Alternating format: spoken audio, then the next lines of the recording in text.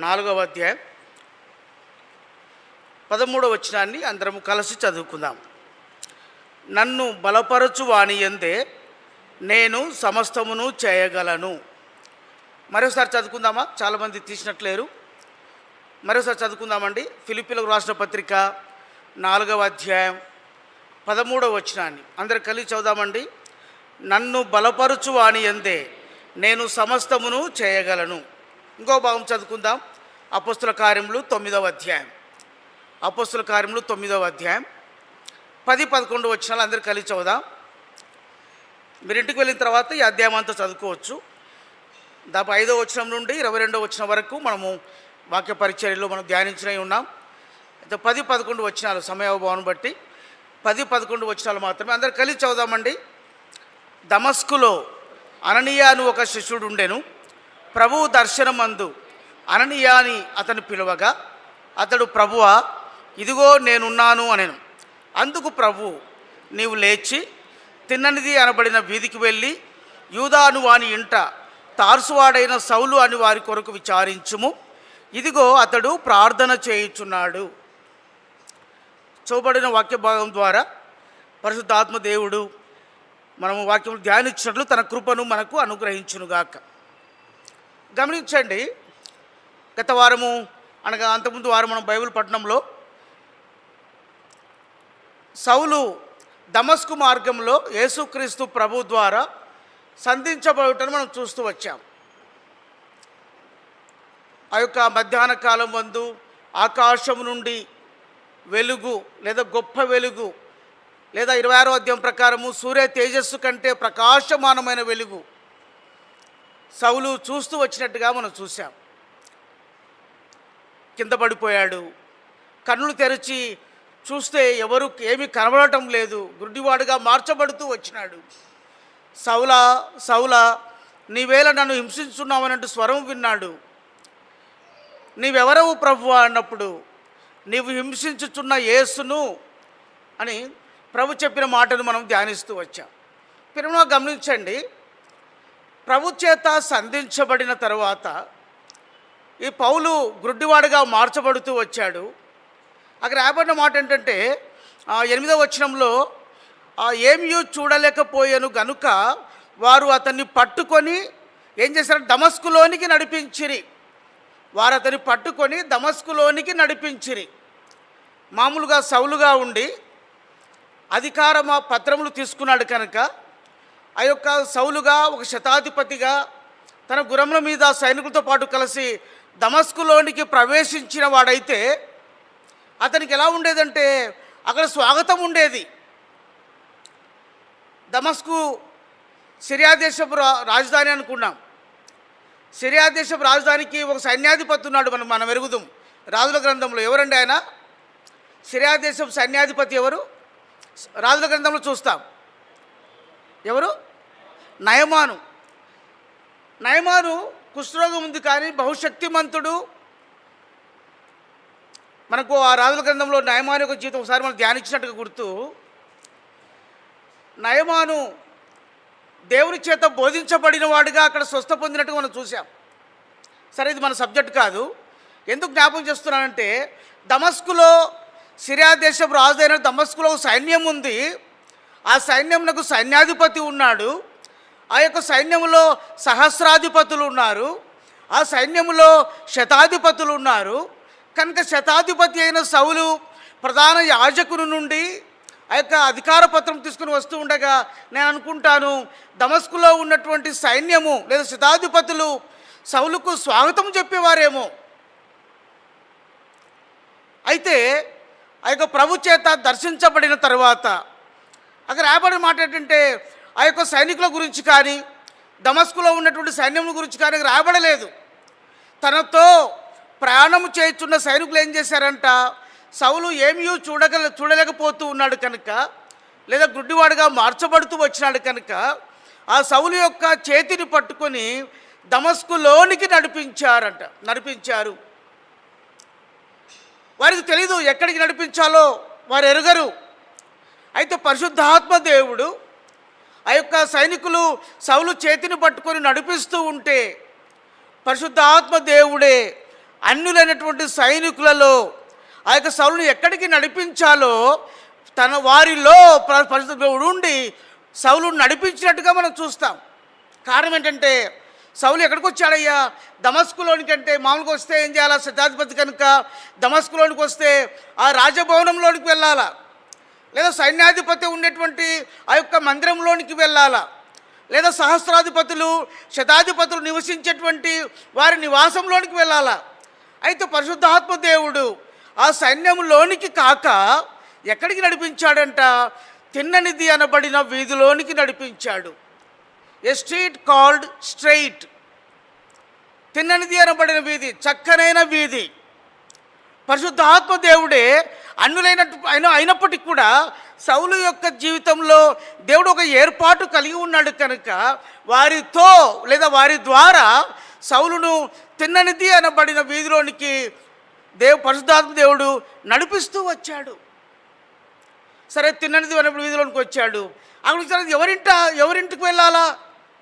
ఆ వీధిలో సైనికులకు ఎవరు తెలీదు, ఎవరింటికి వెళ్ళాలో తెలీదు, ఎక్కడికి వెళ్ళాలో తెలీదు.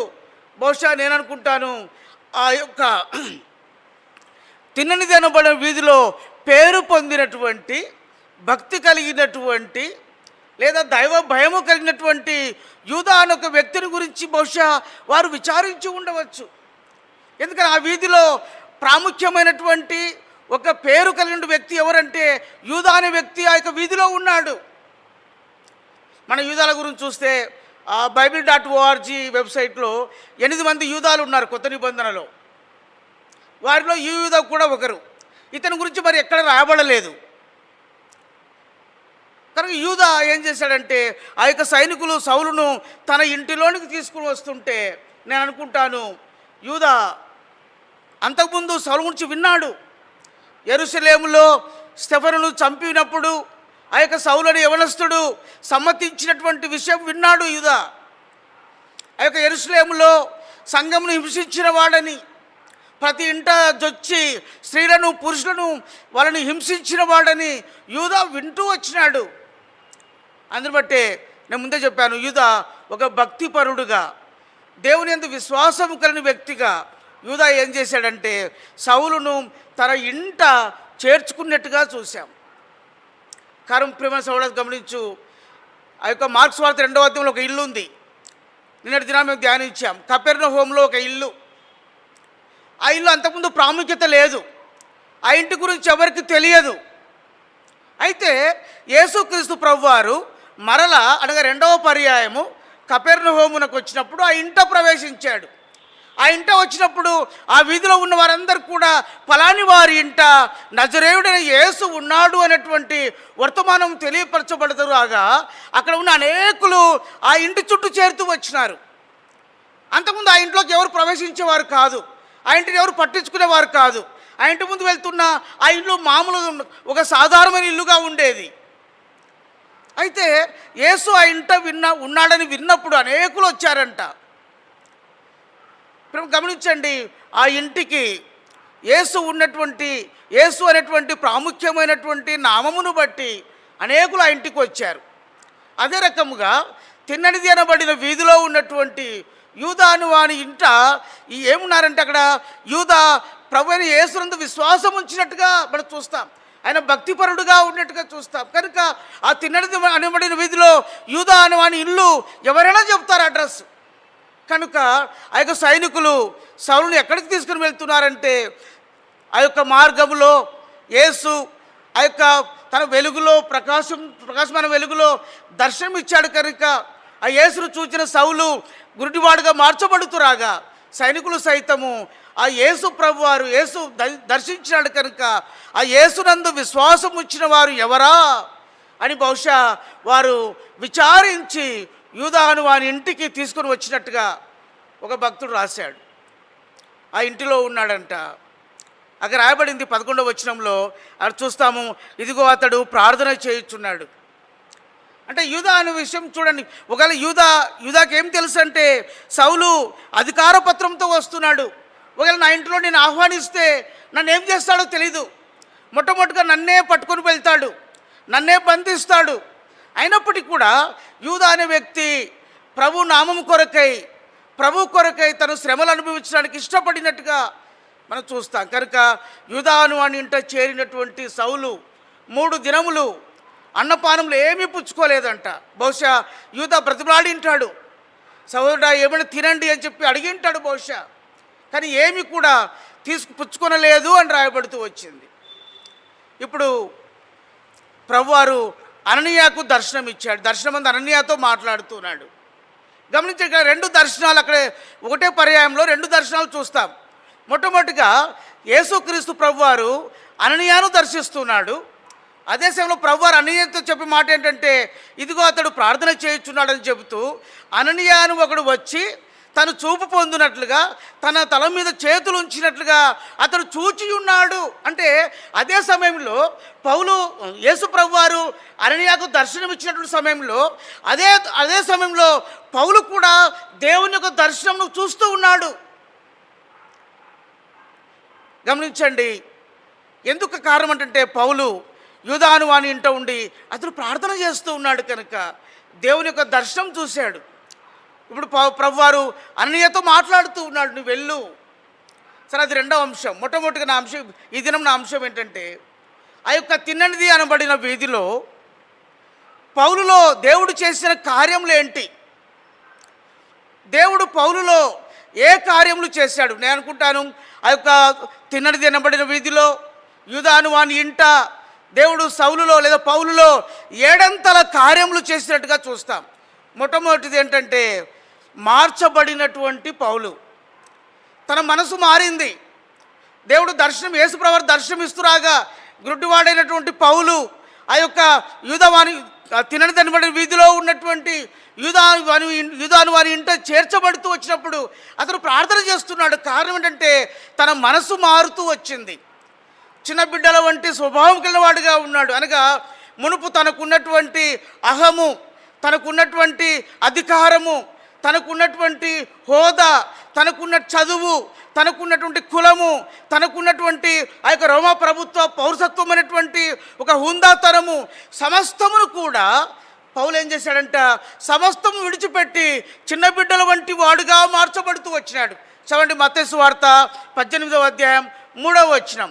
మత్తయి సువార్త 18వ అధ్యాయం 3వ వచనం. మీరు గట్టిగా మైకు పెట్టండి అమ్మా.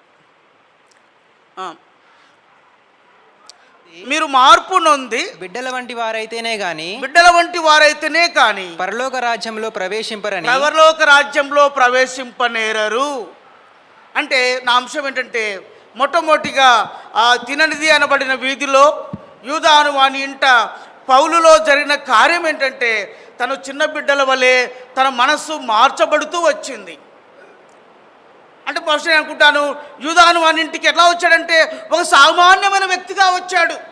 ఒక అధికారిగా కాదు, ఒక యూదుడుగా కాదు, ఒక పరిసయుడుగా కాదు, ఆ యొక్క సన్నిహద్రిన్ సభలో తను ప్రాముఖ్యం పొందిన వ్యక్తిగా కాదు, లేదా గమలియేలు యొక్క శిష్యుడుగా కాదు, లేదా రోమా ప్రభుత్వ పౌరసత్వం కలిగినవాడుగా కాదు, లేదా తార్సువానిగా కాదు, కానీ ఒక సామాన్యమైన వ్యక్తిగా తాను తగ్గించుకున్నవాడుగా పౌలు ఆ ఇంటిలో ఉంటూ ఉండగా తనలో మార్పు ఏంటంటే, బిడ్డల వంటి వాని వలె సమస్తమును విడిచిపెట్టి నూతనమైనటువంటి జీవితము, నూతనమైన జన్మ ఆరంభిస్తూ వచ్చినాడు.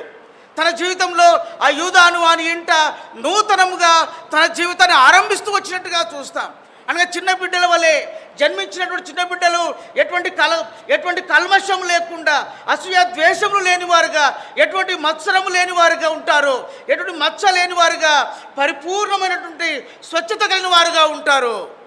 పౌలు యూదాను వానింట చిన్న బిడ్డల వలె తన మనసు మార్చబడుతూ వచ్చింది.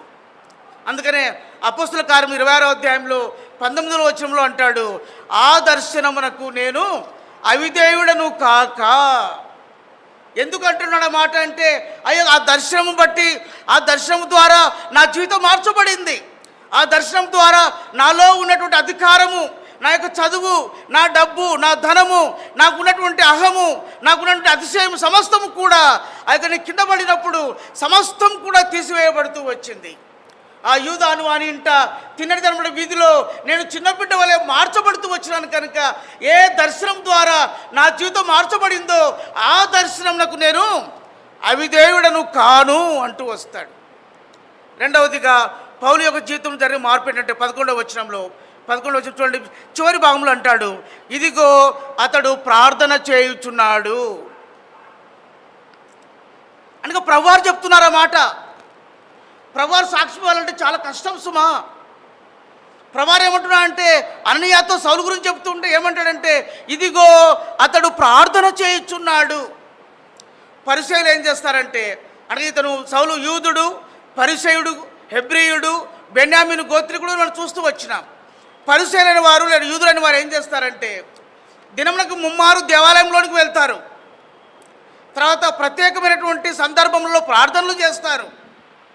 తర్వాత సుదీర్ఘమైన ప్రార్థనలు చేస్తారు. మనం ఎరుగుదము లూకాసు వార్త 18వ అధ్యాయంకి వస్తే అక్కడ 18వ అధ్యాయం 11వ వచనం నుండి 14వ వచనం వరకు చూస్తే ఆయన చేసిన ప్రార్థన ఎలా ఉందండి? చదవండి ఒకరు. ఆ పరిసయ్యునికి ప్రార్థన ఎలా ఉంది? 18వ అధ్యాయం 11వ వచనం. పరిసయ్యుడు నిలువబడి దేవా, సౌండ్ పెట్టు. దేవా, నేను చోరులను అన్యాయస్తులను వ్యభిచారులనైనా ఇతర మనుషుల వలనైనను ఈ సుంకరి వలనైనను ఉండనందుకు నీకు కృతజ్ఞతాస్తుతులు చెల్లించుచున్నాను. చూసారా, పరిసయ్యుని ప్రార్థన అట్లా ఉంటుంది. He has comparing with others.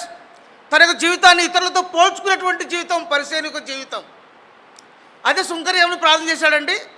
సుంకరి ప్రార్థన చదవమ్మా, అదే వచ్చిన కింద భాగంలో. అయితే సుంకరి దూరముగా నిలుచుండి ఆకాశం వైపు కన్నులెత్తుటకైనను ధైర్యము చాలక రొమ్ము కొట్టుకొనుచు దేవా పాపినైన నన్ను కరుణించుము. ఒకటే మాట. పరిసయ్యుల ప్రార్థన ఎలా ఉంటుందంటే వారు ఓన్లీ అనగా సుదీర్ఘమైన ప్రార్థనలు చేస్తారు. ఇంకా చూస్తాం 12వ అధ్యాయం లూకాసు వార్త మొదటి వచనం. 12వ అధ్యాయం లూకాసు వార్త 12వ అధ్యాయం మొదటి వచనం. వారు ఎలాంటి వారంట? అంతలో ఒకనినొకడు త్రొక్కుకొనున్నట్లు వేల కొలది జనులు కూడినప్పుడు ఆయన తన శిష్యులతో మొదట ఇట్లని చెప్పసాగెను. పరిసయ్యులు వేషధారణ అను పులిసిన పిండి. పరిసయ్యుల వేషధారణ అనేటువంటి పులిసిన పిండి చాలా ఉంది అక్కడ. అంటే పరిసయ్యులు ఎలాంటి వారు అంటే వేషధారణ కలిగిన వారు. పైకి విశ్వాసుల వలె కనబడతారు, పైకి క్రైస్తవుల వలె కనబడతారు, పైకి భక్తిపరుల వలె కనబడతారు. ఈ పరిసయ్యులు పైకి అందరూ చూస్తూ ఉంటే ఎంత ప్రార్థనా పరుడో, ఎంతగా వాక్యం చదువుతాడో, దేవుని ఇంట్లో ఎంత పరిచయం చేస్తాడో అనగా వేషధారణతో కూడినటువంటి వ్యక్తి ఈ పరిసయ్యుని చూస్తూ ఉన్నాం. మత్తయి సువార్త 23వ అధ్యాయానికి వస్తే ఆ పరిసయ్యుల గురించి చెప్తూ వారు ఏం చేస్తారంటే 23వ అధ్యాయం 3వ వచనం చివరి భాగంలో వారు చెప్పుదురే కానీ చేయరు. పరిసయ్యులు ఎలాంటి వారంట? చెప్పేవారే, ఇతరులకు చెప్తారు కానీ వారు చేయరు. ఇతరులకు బోధిస్తారు కానీ వారు పాటించరు. ఇతరులకు సూచనలు ఇస్తారు కానీ వారు దాన్ని పాటించరు. అలాంటి వారు పరిసయ్యులు. తర్వాత చూస్తే మరి 4వ వచనం చివరి భాగంలో భారమైన బరువులు కట్టి మనుషుల భుజం మీద వారు పెట్టుదురే కానీ తమ వ్రేలితో నేను వాటిని కదిలింపనొల్లరు అని ఇతరుల మీద భారం పెడతారు కానీ వీరైతే ఎటువంటి భారం భరించరు. తర్వాత 3వదిగా చూస్తే 6వ వచనంలో వీరు విందులలో అగ్రస్థానములను, సమాజ మందిరములలో అగ్రపీఠములను, సంత వీధులలో వందరములను కోరుతూ వస్తారు. అగ్రస్థానములు కోరుతారంట. తర్వాత తమరు అందరి చేత బోధకులను పిలిపించుకోవడానికి ఇష్టపడుతూ వస్తారంట.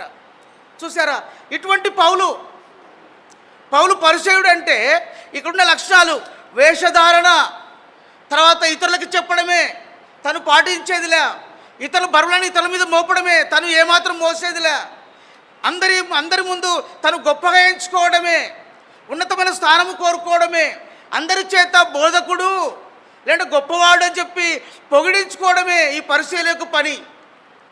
అయితే ఈ పరిసయ్యుడైన పౌలు ఏం చేస్తున్నాడంట? ఇదిగో అతడు ప్రార్థన చేయొచ్చు. చూడు, యెషయా గ్రంథము 29వ అధ్యాయం ఈ పరిసయ్యుల గురించి రాస్తూ యెషయా గ్రంథము 29వ అధ్యాయం 13వ వచనం మధ్య భాగంలో ఉంటుంది. పెదవులతో నన్ను గణపరుచుచున్నారు కానీ తమ హృదయములు నాకు దూరము చేసుకొని ఉన్నారు. ఇంకా మత్తయి సువార్తలో అంటాడు, అదే వచనము 15వ అధ్యాయం 8వ వచనం, మధ్య భాగంలో చదవమ్మా. మత్తయి సువార్త 15వ అధ్యాయం 8వ వచనం.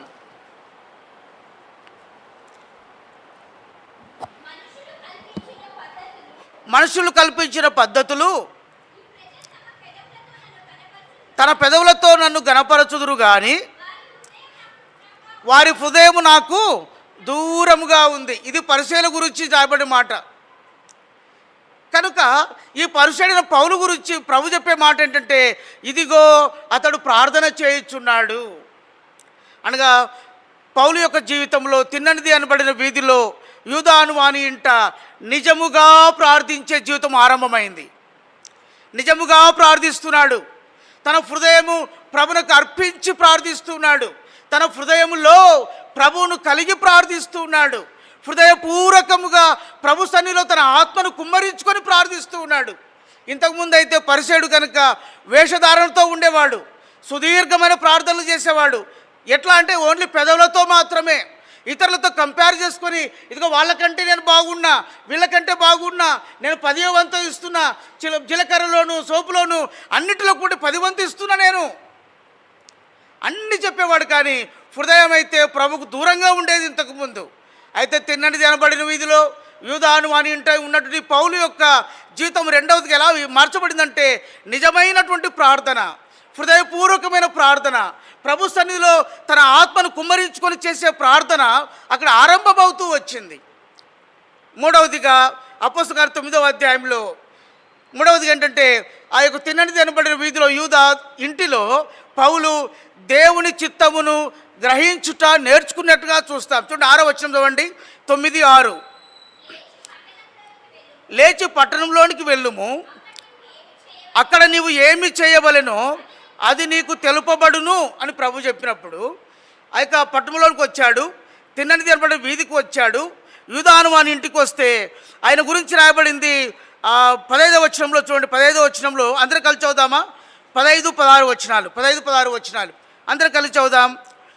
అందుకు ప్రభు, నీవు వెళ్ళుము, అన్యజనుల ఎదుటను రాజుల ఎదుటను ఇశ్రాయేలుల ఎదుటను నా నామం భరించుటకు ఇతడు నేను ఏర్పరచుకున్న సాధనమై ఉన్నాడు. ఇతడు నా నామం కొరకు ఎన్ని శ్రమలను అనుభవింపవలెనో నేను ఇతనికి చూపుదనని అతనితో చెప్పాను అని చెప్పాడు. అయితే ఇదే భాగాన్ని 26వ అధ్యాయంలో సౌలు చెబుతా ఉన్నాడు. పౌలు తను మార్చబడిన తర్వాత మూడవదిగా దేవుని చిత్తం నెరిగినవాడుగా 26వ అధ్యాయంలో చెప్పే మాట ఏంటంటే, చూడండి నేను చదువుతున్నానండి. లేచి నీ పాదములు మోపి నిలుపుము, 16, 18 వచనాల్లో. నేను ఈ ప్రజల వలనను అన్యజనుల వలన హాని కలగకుండా నేను కాపాడేదను. వారు చీకటిలో నుండి వెలుగులోనికి, సాతాను అధికారం నుండి దేవుని వైపునకు తిరిగి నా యందలి విశ్వాసము చేత పాప క్షమాపణను పరిశుద్ధపరచబడిన వారిలో స్వాస్థ్యమును పొందునట్లు వారి కన్నులు తెరచుటకై నేను నిన్ను వారి యొద్దకు పంపేదను. ఇక్కడ పౌలు చెబుతున్నాడు. అనగా పౌలు తన జీవితంలో దేవుని యొక్క చిత్తం ఏంటో అక్కడ గ్రహించినట్టుగా చూస్తూ ఉన్నాం. అక్కడ తిన్నది అనబడి మూడవదిగా పౌలు అక్కడ దేవుని యొక్క చిత్తాన్ని యూదాను వాని ఇంట తన జీవితంలో దేవుడు ఎందుకొరకు నన్ను పిలిచాడో, దేవుడు నన్ను ఎందుకు ఏర్పరచుకున్నాడో పౌలు బహు స్పష్టంగా ఆ యొక్క ప్రార్థనలో అనగా యూదాను ఇంటూ ప్రార్థిస్తున్నాడు. కనుక ఆ ప్రార్థనలో దేవుని చిత్తమును తన విషయమై దేవుని యొక్క పిలుపు ఎలాంటిదో ఆ పిలుపును ఆయన తను గ్రహిస్తూ వచ్చినట్టుగా చూస్తాం. ఆ పిలుపు ఎలాంటిదంటే చూడండి, ఫిలిప్పీ రాసిన పత్రిక అతను మార్చబడిన తర్వాత సంఘములను కట్టుతూ ఉన్నటువంటి దినాల్లో ఆయన చెప్పే మాట ఏంటంటే, ఫిలిప్పీలకు 3:4, 3వ అధ్యాయం 14వ వచనం, 14వ వచనమమ్మా. క్రీస్తు యేసునందు దేవుని ఉన్నతమైన పిలుపునకు కలుగు బహుమానము పొందవలనని గురు యొద్దకే పరిగెత్తుచున్నాను. పౌలు పొందినటువంటి పిలుపు ఎలాంటిదంట అండి, అది ఉన్నతమైన పిలుపు. దేవుని యొక్క ఉన్నతమైన పిలుపు నేను పొందాను కనుక ఆ పిలుపునకు కలిగే బహుమానం నేను పొందేదాని కొరకై సమస్తమును నష్టపరుచుకుంటున్నాను. అంత మాత్రమే ఆయన కొరకై ఆ బహుమానం పొందినట్లుగా గురి యొద్దకు నేను పరిగెడుతూ ఉన్నాను అని చెప్తా ఉన్నాడు. 2వ తిమోతి రాసిన పత్రికలో అంటాడు, 1వ అధ్యాయం 10వ వచనం. 2వ తిమోతి 1వ అధ్యాయం 10వ వచనం. క్రీస్తు యేసును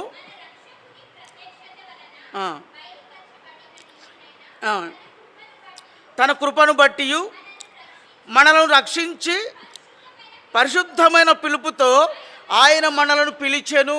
రెండవదిగా పౌలు ఏం గ్రహించాడంటే, మొట్టమొదటిగా దేవుని చిత్తమును గ్రహించుటలో తన యొక్క పిలుపు ఏంటిదో ఎరుగుతూ వచ్చినాడు. ఆ పిలుపు ఏంటిదంట? దేవుని యొక్క ఉన్నతమైన పిలుపు. రెండవది, ఆ పిలుపుకి ఆయన పేరు పెట్టేది ఏంటంటే, మనల్ని రక్షించి పరిశుద్ధమైన పిలుపుతో ఆయన మనల్ని పిలిచాడు అనగా తను యేసుక్రీస్తు ప్రభువారు ఆ దమస్కు మార్గంలో పరిశుద్ధమైన పిలుపుతో నన్ను పిలుస్తూ వచ్చినాడని గ్రహించాడు. హెబ్రీ రాష్ట్రపతిలో అంటాడు, హెబ్రీలకు 3వ అధ్యాయం 1వ వచనం, హెబ్రీలకు 3వ అధ్యాయం 1వ వచనం, ఇందువలన పరలోక సంబంధమైన పిలుపులో పాలు పొందిన పరిశుద్ధ సహోదరులారా. చూసారా, ఆ పిలుపు గురించి ఏమని పెడుతున్నాడండి?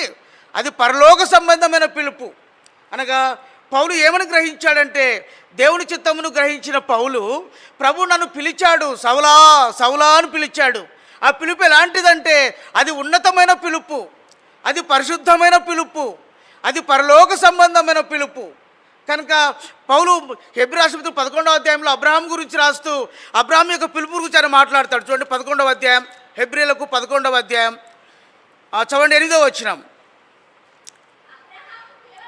అబ్రహాము పిలువబడినప్పుడు విశ్వాసమును బట్టి ఆ పిలుపునకు లోబడి ఆయన మరియు ఆ ఎక్కడికి వెళ్ళవలని అది ఎరుగక బయలు వెళ్ళాను. అబ్రహాం పిలుపు జ్ఞాపం చేసుకుంటున్నాడు. అయ్యా, అబ్రహాం దినాల్లో అయితే అబ్రహామును దేవుడు పిలిచినప్పుడు విశ్వాసమును బట్టి ఆ పిలుపునకు లోబడుతూ వచ్చినాడు. తన స్వాస్థ్యము పొందలేని ప్రదేశానికి బయలు వెళ్తూ వచ్చినాడు. ఎక్కడికి వెళ్ళాలో, ఎటు వెళ్ళాలో, ఏ ప్రాంతానికి వెళ్ళాలో తెలియకయే దేవుని యొక్క పిలుపును బట్టి నీవు నీ స్వదేశమును, నీ తండ్రి ఇంటిని విడిచిపెట్టి రామంటే అబ్రహాము దేవుని పిలుపును లోబడుతూ వచ్చినాడు. కనుక పౌలు తన ఆత్మీయ జీవితంలో ఆ యొక్క దమస్కు మార్గంలో సౌలా సౌలా అని పిలిచినప్పుడు ఆ పిలుపును బట్టి దేవుని చిత్తమును గ్రహించిన వాడై ఆ పిలుపు ఎలాంటిదో ఆయన చెప్పే మాట ఏంటంటే, ఆ పిలుపు ఉన్నతమైంది, ఆ పిలుపు పరిశుద్ధమైంది, ఆ పిలుపు పరలోక సంబంధమైంది అని చెబుతూ తన ఆత్మీయ జీవితాన్ని ఏమని రాస్తాడంటే, ఎఫెసీ రాసిన పత్రిక తన పిలుపును తన జీవితంలో కలిగి ఉండినట్లుగా ఎఫెసీ రాసిన పత్రిక 1వ అధ్యాయం, ఎఫెసీలకు రాసిన పత్రిక 1వ అధ్యాయం, ఎఫెసీలకు 1వ అధ్యాయం ఆ పిలుపు ఎలాంటి 17-19లో ఉంది. నేను చదువుతానండి. 17-19 వచనాల్లో ఆయన ఏమంటాడంటే, ఆయన మిమ్మల్ని పిలిచిన పిలుపు వల్లనైనా నిరీక్షణ ఎట్టిదో. రెండవది ఏమంటాడంటే, పరిశుద్ధులలో ఆయన స్వాస్థ్యం యొక్క మహిమైశ్వర్యం ఎట్టిదో. మూడవది ఏమంటాడంటే, తన శక్తి యొక్క అపరిమితమైన మహాత్మ్యం ఎట్టిదో. అనగా పౌలు తనను పిలిచిన పిలుపులో ఎంతగా ఆ పిలుపును ఏ విధంగా చూస్తున్నాడంటే, ఆ పిలుపు వలన కలిగిన నిరీక్షణ ఎలాంటిదో తను ఎరిగేవాడుగా, పరిశుద్ధులో ఆయనకున్న స్వాస్థ్యం ఎంత మహిమైశ్వరమైందో ఆయన ఎరిగినవాడుగా, అదే సమయంలో ఆయన యొక్క శక్తి యొక్క అపరిమితమైన మహాత్మ్యమును ఎరిగినవాడుగా పౌలు తన జీవితంలో ఆ పిలుపును బట్టి ముందుకు సాగేవాడుగా ఉంటూ వచ్చినాడు. కనుక ప్రభు యొక్క శక్తిని బట్టి ఆయన బలపరచబడి, ఆ యొక్క పిలుపు ద్వారా బలపరచబడి ఆ యొక్క శక్తి యొక్క అపరిమితమైన మహాబడినట్టుగా చూస్తూ వస్తాం. అందుని బట్టే ఈ పౌలు ఆ సంఘమును హెచ్చరిస్తూ ఆయన చెప్పే మాట ఏంటంటే, 2వ పేతురు పత్రిక చదవండి 1వ అధ్యాయం 10వ వచనం. 2వ పేతురు 1వ అధ్యాయం 10వ వచనం. అందువలన సహోదరులారా, మీ పిలుపును ఏర్పాటును నిశ్చయము చేసుకొనుటకు మరి జాగ్రత్త పడుడి. చూసారా, పౌలు తన పిలుపు ఎలాంటిదో ఎరుగుతూ వచ్చినాడు. తన పిలుపు విషయమై దేవుడి చిత్తమును ఎరిగి ఆ యొక్క యూదాను వాని ఇంట తినని దాన్ని బట్టి విధిలో తన పిలుపు యొక్క మహాత్మ్యం ఎట్టిదో, ఆ పిలుపు ద్వారా కలిగే స్వాస్థ్యం ఎట్టిదో, ఆ పిలుపు ద్వారా దేవుని శక్తి యొక్క అపరిమితమైన మహాత్మ్యం ఎట్టిదో ఎరిగిన పౌలు మనల్ని కూడా హెచ్చరించే మాట ఏంటంటే, సహోదరులారా ఆయన అంటాడు, మీ పిలుపును ఏర్పాటును మరి జాగ్రత్తగా చూచుకొనుడి. మనం జాగ్రత్త పడే వారంగా ఉండాలంటే నిశ్చయం చేసుకోవాలా. నీ పిలుపేంటో, నీ ఏర్పాటు ఏమిటో నువ్వు ఎరుగుదువా? చాలామంది మేము ఎట్లా ఉంటామంటే దేవునిలో పరిచర్య చేస్తూ ఉంటాం, పాటలు పాడే పరిచర్య ఉంటుంది. నువ్వు పాట పాడాలంటే లేదే అన్న పాట పాడతాడు అంటారు. అయ్యా, వాక్యం చెప్పే పరిచర్య ఉంటుంది, నువ్వు వాక్యం చేసి స్వార్థ చెప్పు అంటే లేదన్నా అన్న చెప్తాడన్నా అంటారు. అయ్యా నువ్వు ప్రార్థన చేయంటే ప్రార్థన చేసే వ్యక్తి ఏమంటాడంటే నేను కాదులేనా ఇంకొకరికి చెప్పన్నా అంటారు. అంటే గమనించండి, నీలో ఉన్నటువంటి తలాంతును, నీలో ఉన్న పిలుపును బట్టి ప్రభు నిన్ను పిలిచినప్పుడు you are refusing your calling by God. దేవుని యొక్క పిలుపుని ఎడల దేవుడు ఎటువంటి పిలుపుతో నిన్ను పిలిచాడో ఆ పిలుపును నువ్వు తిరస్కరించి ఇతరుల గురించి మాట్లాడుతూ ఉన్నావు. వారికి చెప్పన్నా వీరికి చెప్పన్నా అంటా ఉన్నావు. ప్రియమైన సోదరుడు గమనించు, నీ పిలుపు ఎలాంటిదో మనం గ్రహించుకోవాలి. మన పిలుపును మనం నిశ్చయం చేసుకోవాలి. మన పిలుపు విషయమై బోధించని పరిచర్య అయితే, స్వార్థ ప్రకటించని పరిచర్య అయితే, దేవుని చాపలు వేయటని పరిచర్య అయితే, ప్రార్థించటని పరిచర్య అయితే, గృహం దర్శించని పరిచర్య అయితే, ప్రభు కొరకే పనిచేయటని పరిచర్య, ఏ పరిచర్య కొరకే నేను ప్రభు పిలిచాడో ఆ పిలుపును ఏర్పాటును నీవు నిశ్చయం చేసుకో. చాలామందికి బోధించే పరిచర్య ఉంటుంది. ఫోన్ చేసి నువ్వు పలానా ఊరికి వెళ్ళాలంటే నేను వెళ్ళను అని చెప్తారు. అంటే అర్థం ఏంటి? దేవుని పిలుపును మనం ఏం చేస్తున్నాము? తిరస్కరిస్తున్నాం. అప్పుడు దేవుని పిలుపును తిరస్కరిస్తూ వచ్చినప్పుడు ఆ పిలుపులో ఉన్నటువంటి దేవుని మహాత్మ్యం ఎట్టిదో, ఆ యొక్క నిరీక్షణ ఎట్టిదో, పరిధుల యొక్క స్వాస్థ్యం ఎట్టిదో నువ్వు ఎలా గ్రహించగలవు? ఆ యొక్క దేవుని యొక్క పిలుపు యొక్క స్వాస్థ్యమును, పిలుపు యొక్క నిరీక్షణను, పిలుపు యొక్క శక్తి యొక్క అపరిమిత మహాత్మ్యమును నీవు నేను ఎరగాలంటే మన పిలుపు ఏంటిదో మనం ఎరగాల. ఆ పిలుపును బట్టి ఆ పిలుపు నాదన్నప్పుడు, బోధించే పరిచయం నాదన్నప్పుడు అర్ధగంట ముందు చెప్పి నువ్వు వెళ్ళు అంటే నేను వెళ్ళాలా? ఆ యొక్క ప్రార్థన చేయంటే ప్రార్థన చేయాలా? ఆ మందిరంలో పరిచర్య చేసే పిలుపునిదైతే మందిరం పని ఉందంటే రమ్మంటే రావాలా? చాలా మటుకు ఏం చేస్తామంటే మనం సాకులు వెతుక్కుంటాం, వీరి గురించి చెప్తాం. తద్వారా దేవుని యొక్క పిలుపును మనం పోగొట్టుకుంటున్నాం. ఆ పిలుపులో ఉన్నటువంటి ఆ యొక్క నిరీక్షణ, ఆ పిలుపులో ఉన్నటువంటి స్వాస్థ్యము, ఆ పిలుపులో ఉన్నటువంటి దేవుని శక్తి యొక్క అపరిమిత మహాత్మ్యాన్ని నీవు నేను కోల్పోతూ ఉన్నాం. కనుకనే ఈనాడు సంవత్సరం గడిచినప్పుడు విశ్వాసులు అక్కడే ఉంటారు. ఏమాత్రం ఆత్మీయమైన ఎదుగుదల ఉండదు, ఆత్మీయంగా వృద్ధి ఉండదు. ఎందుకంటే రక్షించబడ్డాడు ఎలా ఉన్నాడో ఇప్పుడు అలాగే ఉంటాడు. అయ్యా లేఖనాలు చెప్పండి తడబడతాడు, స్వార్థ చెప్పండి తడబడతాడు, ప్రార్థన చేయండి తడబడతాడు. సంవత్సరాలు గడిచాయి, కానీ దాని అర్థం ఏంటంటే you are not in your calling, you are not standing in your calling. దేవుడు నిన్ను పిలిచిన పిలుపులో మనం లేము అని అర్థం. నువ్వు దేవుడు పిలిచిన పిలుపులో ఉంటే దినదినాభివృద్ధి చెందాలి, ఆత్మీయంగా వృద్ధి పొందుతూ రావాలి, ఆత్మీయంగా నీలో ఫలములు రావాలి, ఆత్మీయంగా నిన్ను చూసిన వారు నేర్చుకోవాలి. ఏం నేర్చుకుంటున్నారు మనం చూసి? ప్రియమైన సహోదర సహోదరి, మనం చూసి ఏం నేర్చుకుంటున్నారు? దాని అర్థం ఏంటంటే దేవుడు మనం పిలిచిన పిలుపులో మనం లేము అని వచ్చినప్పుడు నా చేత కాదు, వాళ్ళకు చెప్పు, నేను రాలేను, సాకులు చెప్పొద్దు. ఆ సాకులు చెప్పడం ద్వారా నీ పిలుపులో ఉన్నటువంటి దేవుని శక్తి యొక్క అపరిమితమైన మహాత్మ్యమును నువ్వు కోల్పోతున్నావు అని అర్థం. తద్వారా ఆత్మీయంగా ఎదుగుదల ఉండదు, ఆత్మీయంగా మనం బలపరచబడలేం, ఆత్మ ద్వారా బలపరచబడి దేవుని కార్యాలు చేయలేం. దేవుని పిలుపునకు మనం లోబడేవారుగా ఉండాలా. పౌలు అంటాడు, ఆ యొక్క తిననిది అనబడిన వీధిలో యూదా అనుమాని అంటే మూడవదిగా పౌలు నేర్చుకున్నటువంటిది ఏంటంటే దేవుని చిత్తమును గ్రహించాడు. అనగా దేవుని చిత్తములో దేవుడు తనను ఎందుకు పిలిచాడో, ఆ పిలుపు ఎలాంటిదో, ఆ పిలుపు యొక్క మహత్వం ఎట్టిదో తను గుర్తించి ఎరిగి ఆయన ఏం చేశాడంట? ఆ ఎఫెసీ రాసిన పత్రికలో మనం 3వ అధ్యాయంలో 1వ అధ్యాయం 17-19 వచనాల్లో ఆయన ఆ పిలుపులో అనేకమైన శ్రమలున్నా, కష్టాలున్నా, చెరసాల వేయబడిన, రాళ్లతో కొట్టబడిన అనేకమైన పరిస్థితులు వచ్చినప్పటికీ కూడా ఆకలి దప్పులున్నా ఆ పిలుపులో పౌలు చివరి వరకు ఆ పిలుపులోనే తన యాత్ర కొనసాగుతూ వచ్చినట్టుగా చూస్తాం. ఆ యొక్క తిన్నది అనబడే వీధిలో యూదా అనువాని ఇంట పౌలులో జరిగిన కార్యము మూడవ కార్యం ఏంటంటే దేవుని చిత్తమును ఎరుగుతూ వచ్చాడు. 4వదిగా అపోస్తల కార్యములు 9వ అధ్యాయం చవండి 19వ వచనం, 9వ అధ్యాయం 17వ వచనం, 9-17. అననీయ వెళ్ళి ఆ ఇంట ప్రవేశించి, సౌలా సహోదరుడా, నీవు వచ్చిన మార్గంలో నీవు కనబడిన ప్రభువైన యేసు నీవు దృష్టి పొంది పరిశుద్ధాత్మతో నింపబడినట్లు నన్ను పంపియున్నాడు. 4వది ఏంటంటే ఆ యూదాను వాని ఇంట తిన్నది అని వచనంలో నేను చదువుతున్నాను. 18వ వచనం చివరి భాగంలో లేచి బాప్తిస్మము పొందేను అని చూస్తున్నాం. 5వదిగా ఆయన బాప్తిస్మం పొందినట్టుగా చూస్తున్నాం. బాప్తిస్మం పొందుట అంటే రోమిల రాసిన పత్రికలో అంటాడు, రోమిలకు రాసిన పత్రిక 6వ అధ్యాయంలో, రోమిలకు 6వ అధ్యాయం 3-4 వచనాలు అందరూ కలిసి చదువుదామా? రోమిలకు రాసిన పత్రిక 6వ అధ్యాయం 3-4 వచనాలు అందరూ కలిసి చదువుదామండి. క్రీస్తు యేసులోనికి బాప్తిస్మం పొందిన మనమందరము ఆయన మరణంలోనికి బాప్తిస్మం పొందితమని మీరు ఎరుగరా? కాబట్టి తండ్రి మహిమ వలన క్రీస్తు మృతులలో నుండి ఎలాగూ లేపబడెనో అలాగే మనమును నూతన జీవం పొందిన వారమై నడుచుకున్నట్లు మనము బాప్తిస్మం వలన మరణంలో పాలు పొందుటకై ఆయనతో కూడా పాతి పెట్టబడితిమి. అనగా బాప్తిస్మం పొందాడంటే అర్థం ఏంటి? మొట్టమొదటిది ఏంటంటే క్రీస్తు యొక్క మరణంలో పాలు పొందుతూ వచ్చినాడు. రెండవదిగా ఆయన తిరిగి లేపబడడం ద్వారా నూతన జీవమును పొందాడు.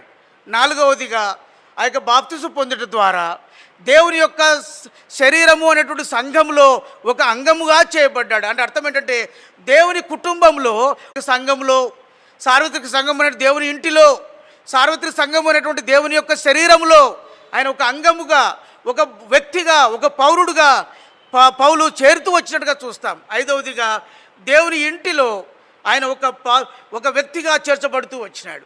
మనము అపొస్తలుల 2వ అధ్యాయంలోకి వెళ్తే అప్పట్లో చాలామంది పేతురు, యోహాన్లు సువార్త ప్రకటిస్తూ ఉండగా క్రీస్తునందు వాక్యమును అంగీకరించిన వారు బాప్తిస్మం పొంది సంఘంతో చేర్చబడుచుండిరి అని రాయబడింది. అని పౌలు కూడా ఆ సార్వత్రిక సంఘంలో క్రీస్తు అనే శరీరంలో ఆయన చేర్చబడుతూ వచ్చినాడు. అనగా ఐదవది ఏంటంటే క్రీస్తు యొక్క కుటుంబంలో ఒక సభ్యుడుగా చేర్చబడుతూ వచ్చినాడు. ఆరవదిగా 9వ అధ్యాయంలో చూస్తే దేవుని సహవాసం కలిగి ఉన్నవాడుగా చూస్తుండే 5వ వచనం 6వ వచనంలో ఆడ ప్రభుతో మాట్లాడుతున్నాడు. సౌలా సౌలా నువ్వేళ నన్ను హింసిస్తున్నావంటే ప్రభువా నువ్వెవడవని అడుగుతున్నాడు. అనగా యేసుతో సహవాసం. మొట్టమొదటిగా ఈ పౌలు కలిగినటువంటి ఆరవదిగా సహవాసం ఎట్లా కలిగి ఉన్నాడు? మొట్టమొదటిగా యేసుక్రీస్తుతో సహవాసం కలిగి ఉన్నాడు.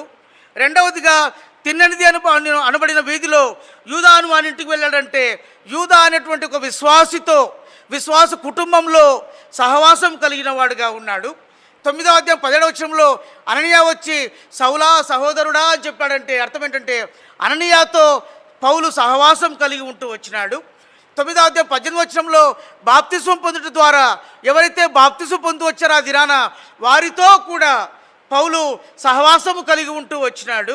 తర్వాత 9వ అధ్యాయంలో 19వ వచనంలో చూస్తే 9వ అధ్యాయం 19వ వచనంలో అక్కడ రాబడిన శిష్యులతో కూడా చూడమాట పిమ్మట అతడు దమస్కులో ఉన్న శిష్యులతో కూడా కొన్ని దినములు ఉండేను. అనగా యేసు ప్రభు వారి శిష్యులతో సహవాసంలో ఉంటూ వచ్చినాడు. తర్వాత 20వ అధ్యాయము ఈ 9వ అధ్యాయంలో 20 నుంచి 22 వచనాల్లో చూస్తే దమస్కులో అనేక మంది యూదులు ఉన్నారు, వారిని అందరూ కలవరపరుస్తూ వచ్చినాడు. దమస్కులో కాపురం ఉన్న వారితో సహవాసం కలిగిన వాడిగా చూస్తూ ఉన్నాం. చూసారా? ఆరవదిగా పౌలు యొక్క ఆ యొక్క తినబడిన వీధిలో యూదా అను వాని ఇంట పౌలులో జరిగిన కార్యం ఏంటంటే యేసుతో సహవాసం కలిగి ఉన్నాడు, విశ్వాసులతో సహవాసం కలిగి ఉన్నాడు, అననీయాతో సహవాసం కలిగి ఉన్నాడు, మరి పరిశుద్ధాత్మతో సహవాసం కలిగి ఉన్నాడు, శిష్యులతో సహవాసం కలిగి ఉన్నాడు, బాప్తిస్మం పొందిన వారితో సహవాసం కలిగి ఉన్నాడు, దమస్కులో ఉన్న ఇతర శిష్యులతో సహవాసం కలిగిన వాడుగా ఉంటూ వచ్చాడు. అనగా తినబడిన వీధిలో యూదా అను వాని ఇంట పౌలులో జరిగిన కార్యం ఏంటంటే ప్రభు ప్రజలతో సహవాసం కలిగి ఉండుట. మనం ఏం నేర్చుకోవాలి పౌలుని బట్టి? మనం ఎవరితో రక్షించబడిన తర్వాత మన సహవాసం ఎవరితో ఉంది? మనం ఎవరితో కలిసి ప్రార్థన చేస్తున్నాం?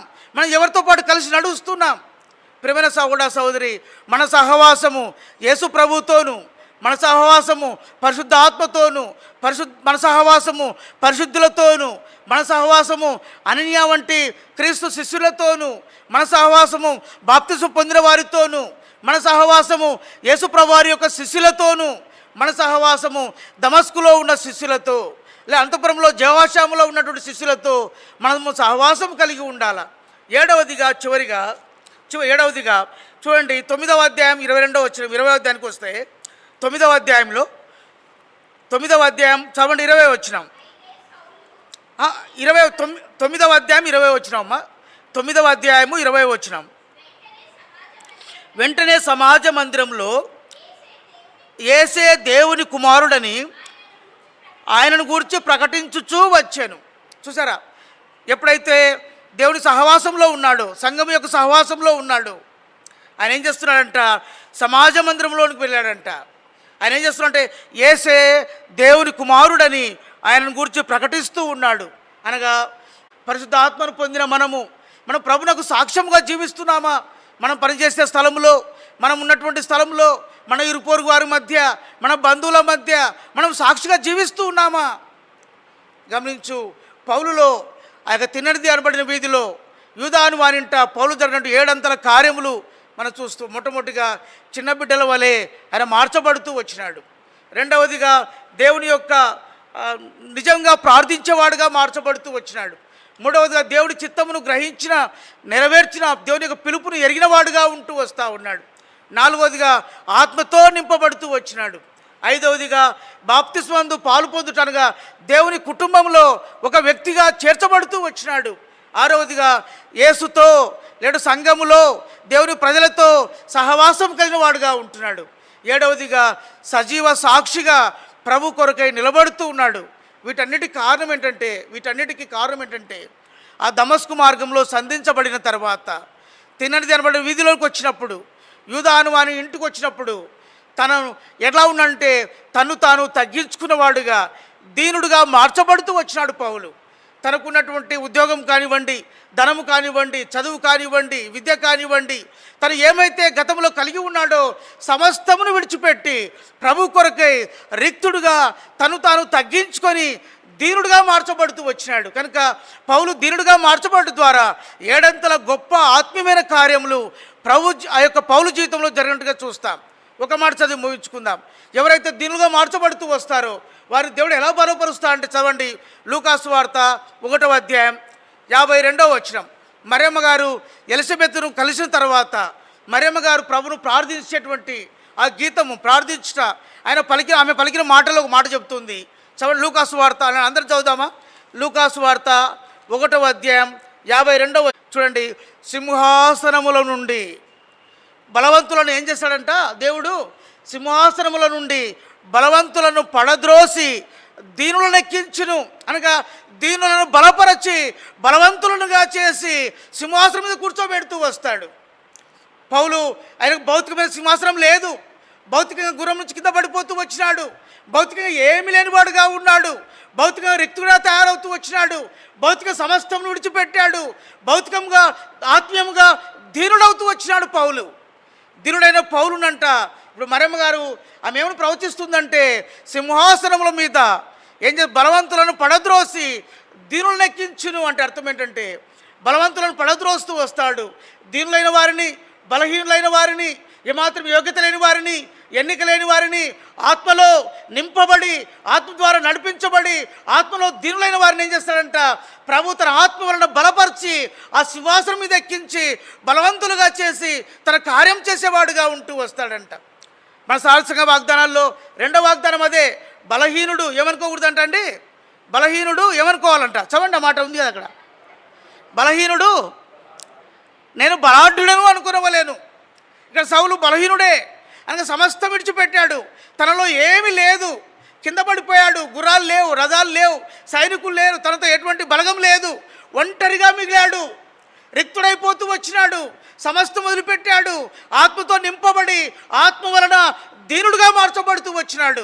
దీనుడుగా మార్చబడిన పౌలును దేవుడు ఏం చేశాడంట మరియమ్మ ద్వారా ప్రవచించిన ప్రవచనంలో ఆ సింహాసనం మీద నుండి బలహీనులను పడద్రోసి, ఆ యొక్క బలవంతులను పడద్రోసి దీనుడైన సౌలును బలపరచి బలవంతుడిగా చేసి సింహాసనం ఎక్కిస్తూ వచ్చినాడు. అందుకని పౌలు అంటాడు, నన్ను బలపరచువాని అందే ఏమండి నేను సమస్తమును చేయగలను. నేను దీనుడనుగా మార్చబడ్డాను, ఆత్మతో నింపబడ్డాను, ఆత్మ వలన బలపరచబడుతూ ఉన్నాను. ఆత్మ వలన బలపరచబడిన నన్ను ఏం చేశాడంటే దేవుడు బలవంతులను సింహాసనం నుంచి పడద్రోసి దీనుడైన నన్ను బలపరచి సింహాసనం ఎక్కిస్తూ వచ్చాడు. ఏ సింహాసనం అంటే అది స్వార్థ అయినటువంటి సింహాసనం, అన్ని జనులకు ప్రకటించేటువంటి సింహాసనం, రాజుల ఎదురు సాక్ష్యం ఇచ్చేటువంటి సింహాసనం, యెరూషలేములో సాక్ష్యం ఇచ్చేటువంటి సింహాసనం, అంధకారంలో నుండి వెలుగును కలుగాక అని చెప్పి ప్రవచించేటువంటి సింహాసనం. ఆ సింహాసనం మీద దేవుడు పౌలును ఎక్కించి బలపరచి తన పని కొరకై బలపరుస్తూ ఉండగా పౌలు సమస్తమును చేస్తూ వచ్చినాడు. ప్రియమైన సోదర సహోదరి, మన ఆత్మీయ జీవితంలో పౌలులో జరిగిన 7 అంతల కార్యము నీలో నాలో జరిగిందా? ఆ విధంగా జరిగినప్పుడు ఆత్మలో మనం దీనులమవుతే ప్రభువారు మనల్ని బలపరచి ఏం చేస్తాడంటే సింహాసనం ఎక్కిస్తాడు. అది ఏ పరిచర్య సింహాసనం కావచ్చు, స్వార్థ పరిచర్య సింహాసనం కావచ్చు, ఇతరులకు సాక్ష్యం ఇచ్చే పరిచర్య సింహాసనం కావచ్చు. దేవుడు తనకు అనుకూలమైనటువంటి నిన్ను ఎక్కడ పెట్టుకోవాలో, నిన్ను ఏ స్థానంలో ఉంచాలో, నిన్ను ఏ పరిచర్యకు వాడుకోవాలో ఆ పరిచర్య అనే సింహాసనం మీద నిన్ను బలపరిచి తను వాడుకునేవాడుగా ఉంటాడు. తద్వారా ఆయన బలపరిచే కొలది ఆ యొక్క సింహాసనం మీద లేదా ఆ పరిచర్యను కలిగినటువంటి మనము దేవుని చేత బలపరచబడి